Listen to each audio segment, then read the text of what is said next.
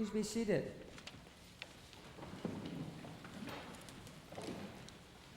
I'm used to not preaching from the pulpit, so that's what I'm going to do. I don't like having a big piece of furniture between you and me when we're talking about the gospel. We're talking about Jesus.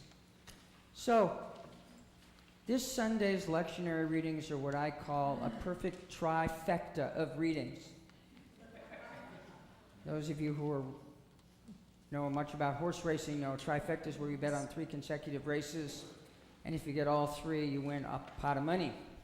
Well, as a preacher for 26, 27 years, I've learned that there are some Sundays coming up, you look at the readings and you go, oh man, I got to preach on one of these. There's some Sundays when you can say, okay, I can work with this one. And on better Sundays, there's, oh man, I get to choose between this and this. And then on rare Sundays, you get those like, oh, wow. Oh man, I have to preach on only one of these? Well, this is one of those Sundays for me. I love all 3 of these readings. And even as late as my drive out from Rodeo, where I live this morning, I was going over in my head the 2 sermons that I had decided I was going to preach. I hadn't decided which yet. And it was when I got into the chapel for the early service and heard the readings spoken aloud by the readers that I made my decision that God was calling me to preach on the letter to the Corinthians. So that's what I'm going to talk about this morning. Now I have to give you a little background. In seminary, I took a course my second year called Pauline Epistles. And having taken a year of biblical Greek my first year, what we call the junior year, I chose to avail myself of one of the grading options, which the professor called the mysterious Greek option.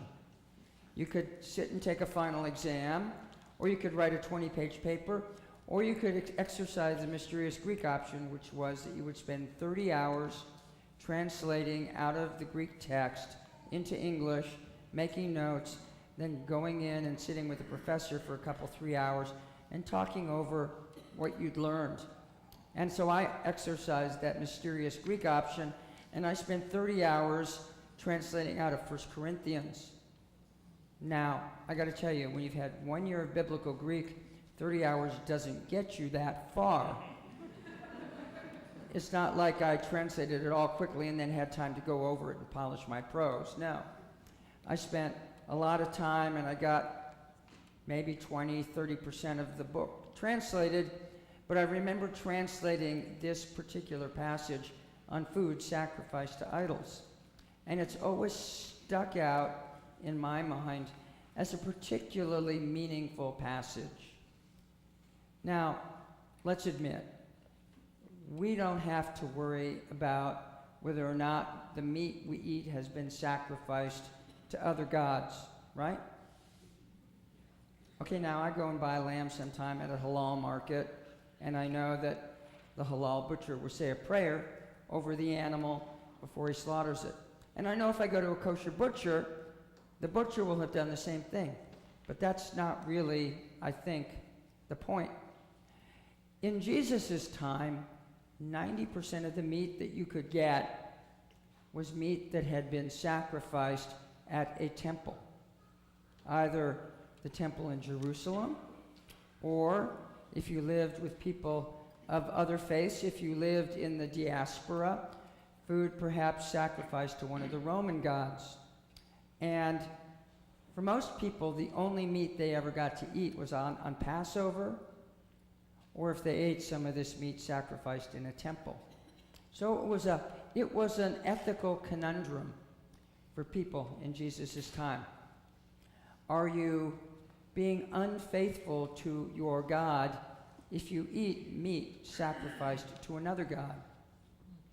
And what Paul says is, no. He said, we know that there is one God. And so meat sacrificed to another idol is sacrificed to someone or something that doesn't exist. So we are not practicing idolatry. So it is okay to eat.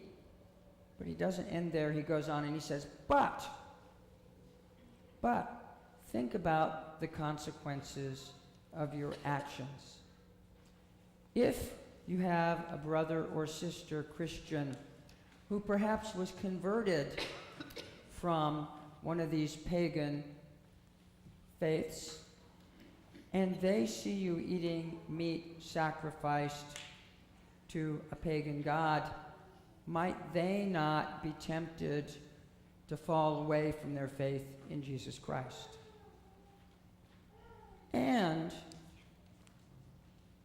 is the trade-off worth it to you as a Christian, a follower of Jesus? Are you willing to risk the fall of one of your brothers or sisters in order to enjoy a T-bone steak? And Paul ends the reading by saying, therefore, if food is a cause of anybody else's falling, I will never eat meat, so that I may not cause one of them to fall. And I think that's a powerful, powerful teaching. It goes right with what Paul says up at the top of the reading, knowledge puffs up, but love builds up. Now, we live in a society that highly values knowledge, right? I am a teacher in my other life, and I teach in public schools over in the Richmond area and then up in Crockett and Rodeo where I live. And when I teach high school, I have learned one thing, if I've learned anything else, and that is that when you teach, everything you teach has at least a secondary rationale for teaching it, that it's going to help students pass the Casey's test. Anybody know what Casey's is an acronym for? California State School, High School Exit Exam, Casey's. And kids sweat bullets over this test. Some of them take it 6 or 8 times before they pass. So what we're telling kids when we do that is, you got to know this stuff. And the stuff is important, okay? Knowing how to read, how to interpret what you read, how to understand different types of reading, fiction, nonfiction, literature, how to understand metaphor, analogy, all of that stuff's important. Knowing how to add, subtract, multiply, and divide, and do basic algebra and geometry is really important. I tell kids who say, what am I ever going to use algebra for? And I say, do you plan to get a job? Oh, yeah. I said, so if you work so many hours at regular time and so many hours at overtime, and you don't know how to do a simple equation with 3x plus 2b equals fill in the blank, how are you going to know you got paid properly? Oh, yeah. So maybe I really ought to pay a little attention at least. This stuff's important. And as a teacher, it's important for me to help teach the students so that they have the knowledge they need to pass the exam. But I have learned very quickly that I can be completely knowledgeable about the subject matter, and I can do my very best to convey that knowledge to students. But if I don't have love for those students, I shouldn't be teaching. Let me say a little more, okay? I teach up in an area where lots of the students come to school hungry every day. Not some days, but every day. Lots of kids who come to school early to get free breakfast, or if they miss free breakfast, they hang on until brunch or nutrition or snack. Different schools call it different things. But until those kids get something in their stomachs, generally, they're not able to give you much attention, not able to focus on food. So these kids come into class and they're not paying attention, or they're maybe disrupting other students. I could say, look, you, I've got knowledge to teach you, and if you're not willing to pay attention, just get out of here. And I've done that. Right? And sometimes you need to. But when I learn that maybe these kids are hungry, gives me a little empathy for them. And it allows me to hang with them. Say, just work with me until you get something in your stomach. A lot of the teachers I sub for have food in their cupboards. So if a student comes to school hungry, they have something to give them to hold on until they get their first free USDA meal or snack. Knowledge by itself, without love, is, if not useless, much less meaningful than knowledge and love put together. So when I was in seminary, I graduated and I passed the exams, and the bishop examined me and asked me all these questions and said I was smart enough to be ordained. And then I went to a church for 3 years where I was a youth pastor, youth minister, and my job included visiting students kids at home, high school and middle school students. And back in the late 80s, early 90s, it was still acceptable practice to just show up to somebody's house and knock on the door at 4 in the afternoon and expect there to be a parent and kids home, and they would invite you in and you would visit. Would never do that now. But I had one family that I loved to visit the most. They were the Rimmers. And the Rimmers were as close to Ozzie and Harriet on the surface as I have ever met. Okay? 2 good-looking parents, 2 good-looking kids. Everything on the surface looked just absolutely perfect. And when I was having a rough day, I knew where I wanted to go visit. I wanted to go to the Rimmers' house because I'd knock on the door. Crystal, the mom, would say, "Oh, come in. Oh, let me make you a cup of tea." She learned I like tea. So she'd make me a cup of tea. She'd pull some cookies out. We'd sit and talk. Kids would be in the other room playing Nintendo. I'd get up and go in with them and play a game, and they would trounce me. It was a wonderful place to go if I was not having a good day. So when I was called to leave that church and go to Eastern Oregon, I saved their house for the very last visit I was going to make, like the day before the last Sunday. And so I went over to their house, and as usual, I knocked on the door, and they welcomed me in, and Crystal and I sat and talked. John was a prison guard. He was working down at Attica, so he wasn't there that afternoon. But we were talking, and she said, "You know, Peter, we've sure loved having you here these 3 years. The boys have really loved you." And I'm thinking, oh, yeah, you know. She said, "You have been such a good influence on them." I'm patting myself on the back. And she said, "And you know, I got to tell you, really, we've loved all the guys that come to us right out of seminary." At that point, they'd never had a woman priest at the church, so it really was guys. "I love all you guys when you come out of seminary because you're so full of knowledge. You know all this neat stuff, and you're just so anxious to share it with us." And then she says, "And then when you leave 2 or 3 years later, what always heartens me is that you know so much less than you did when you arrived." Roger's laughing at me. Roger walked me through some years at St. John's Church in Clayton, and he watched me unlearn a lot of the stuff I knew when I got there. So, and vice versa. Pardon? And vice versa. And vice versa. Well, thank you, Roger.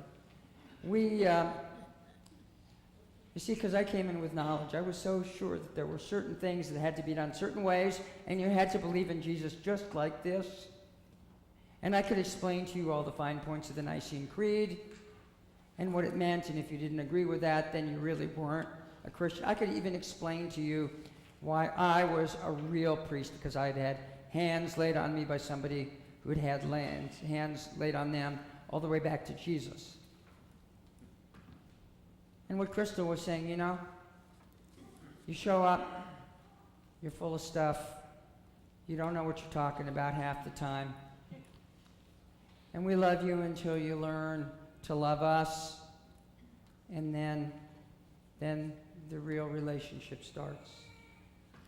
Knowledge builds up or puffs up but love builds up. And that's what we see in the gospel this morning. Draw your attention to the story. Jesus goes into the synagogue in Capernaum, and he teaches. And he just doesn't, they don't still say, "Good sermon, Jesus, keep it up. Give me a fist bump," you know. They say, "Who is this? A new teaching with authority." His teaching is so powerful that all the people are drawn into what he is saying to them about God and about living a life of faith. But then, as so often happens when you have plans, something shows up, life shows up. A gentleman with an unclean spirit appears in the synagogue and needs to be healed. Now, according to Jewish tradition, healing someone who is not at death's door on the Sabbath constitutes a violation of the commandment to refrain from work on the Sabbath. So, technically, Jesus, by choosing to heal this man, casting out the demon, was breaking the Sabbath commandment. And we all know that he got into lots of trouble with the people who really knew the law because he did stuff like that. I think what Jesus is showing us there is that knowledge is great. Love trumps knowledge alone. Jesus was enacting what Paul is saying. Knowledge puffs up, but love builds up. And haven't we experienced that? You ever had somebody who just liked to beat you over the head with how much they knew? Anybody other than me? If you've been on the receiving end from me, I apologize. We've all had that. And then we've had people that we've learned so much from, but it wasn't just about retaining information. It was about learning how to use that, how to share that in ways that built us up and that we could use to build others up. You know, we've had teachers who could teach us the facts, and you felt like they didn't really care about you. And then I hope each of us can remember a teacher that really cared about us as much as they cared about the subject matter. 11th grade trigonometry, Mr. Sternovsky, my high school math teacher, right before I sort of washed out of the math program.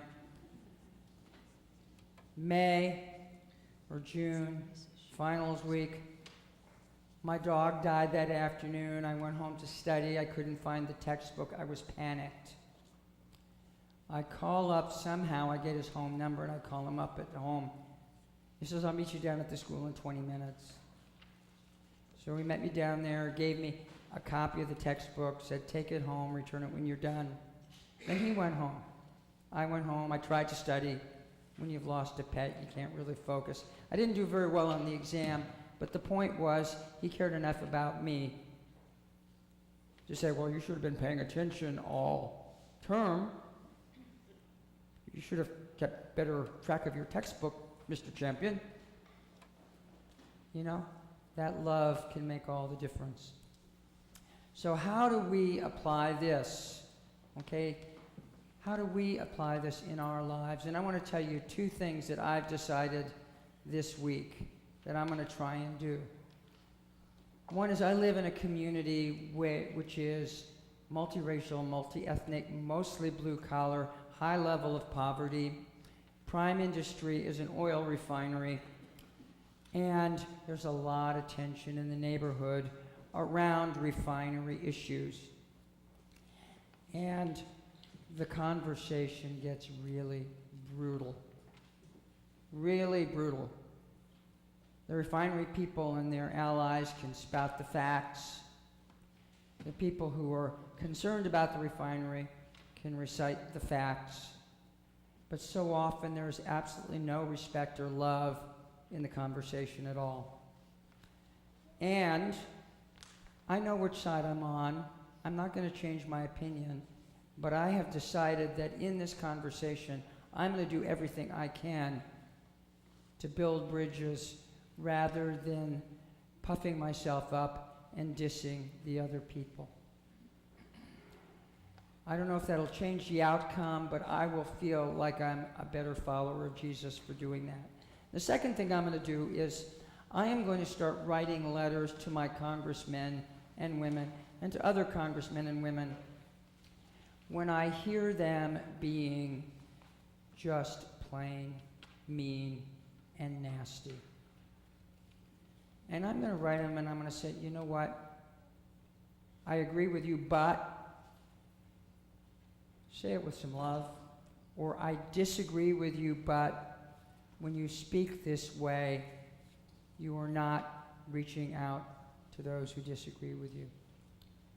Those are just two ways that I think I can make that much difference. Maybe that much. Maybe not even that much. But the point is that knowledge is wonderful. Knowledge plus love is what God asks us to give to others. So we are called to bear Christ's message in the world, right? Yep. Do I get any response? Yeah. Yeah? Oh, no, that's not what I signed up for. I came because I like the coffee hours. No, we are called to bear Christ's love into the world. We're called to know Christ and to make him known. So when we leave here, everything we say or do somehow reflects on the God that we serve. So do we act out of a knowledge base? Or do we act out of knowledge with love? I think Paul would tell us that love trumps knowledge alone. And I think Jesus would say the same thing. So I invite you today to think about ways that you can combine knowledge and love to be the Christian God has called you to be. Amen.